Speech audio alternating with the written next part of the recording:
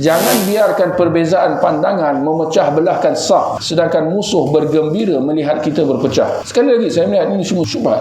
Tuan-tuan, adakah kita boleh bersatu di atas kebatilan? Kita abaikan perkara-perkara yang menyimpang. Kita kata asalkan kita Islam, tak kiralah kau ikut aliran mana, walau sesesat mana pun aliran itu, kita kata tak apalah asalkan kau Islam. Adakah itu kesatuan yang kita nak? Kesatuan dalam keadaan masing-masing setiap kelompok berbeza-beza. Adakah kita nak bersatu dengan orang Syiah? Maksudnya apa prinsip kita kat sini? Apa kaedah yang kita nak gunakan kat sini? Sedangkan di sini dikata jangan biarkan perbezaan pandangan memecah belahkan saf. Biar orang Syiah boleh kita nak bersatu. Orang-orang tarikat dengan segala macamnya, dengan segala apa amalan yang menyesatkan, adakah kita nak kata jangan biarkan perbezaan memecah belahkan saf kita? Maksud di sini tuan-tuan, kita kena tegaskanlah bahawa tidak ada kesatuan kecuali kesatuan di atas kebenaran. Dan kebenaran itu apa tuan-tuan? Kebenaran itulah apa yang berpaksikan kepada tauhid, menjauhi syirik, dan kebenaran itulah apa yang berpaksikan kepada sunnah, jauhi bidah. Kita kena tegaskan juga bahawa segala asbab perpecahan dikembali kepada dua ni. Dia kembali kepada syirik dan kembali kepada bidah. Jadi selagi mana kita tidak membantras benda ni, macam mana kita nak bersatu? Macam mana kita nak bersatu dengan orang yang bergelumang dengan syirik, bergelumang dengan hal bidah segala macamnya? Adakah kita nak anggap ini semua hanya perbezaan yang kita kena berlapang dada dan sebagainya?